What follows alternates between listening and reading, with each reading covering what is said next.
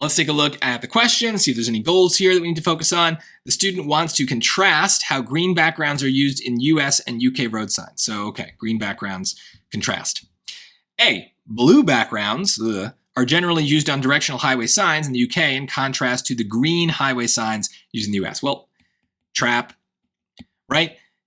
There is the word contrast, so they're definitely trying to hope that you pick that for that reason, but they're not contrasting green versus green. They're contrasting blue versus green. It's different, right? Let's just really dumb it down, and it's obvious that this is wrong, but it shouldn't surprise you sometimes that choice A has this trap quality to it. They really like this because they know if you're being lazy or you're running out of time, which is why we don't want to leave these for absolute last. We want to start with the grammar questions first so we can have the time to get to these with plenty of time left.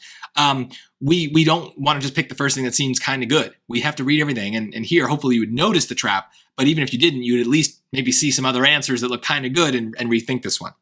B, in the US, green signs indicate directional information on both highways and major roadways. But in the UK, so but sounds like a contrast, directional signs of this color, meaning green, generally appear only on major roadways. So they're only talking about green. They're contrasting what they do. Seems right. Let's look at C.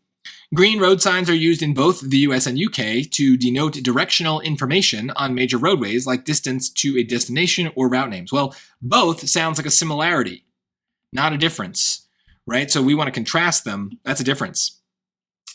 D, both the UK and US use directional signs, which include information on route names and distance to a destination. So not a contrast, not about the green. It's definitely B here. We did not even need to go to the bullet points. So this is a very common thing. A lot of times these outline questions ask us to compare and contrast or just pay attention to which one they want. But sometimes even words like but or both can tell us a lot about what's going on and whether that choice accomplishes the goal. But like I said, don't just pick the first thing that seems kind of right, that has similar words. You got to read everything. You got to make sure you don't fall for traps. They still set them, even though these are easier questions. They still set traps. So be on the lookout for that no matter where you are on the SAT.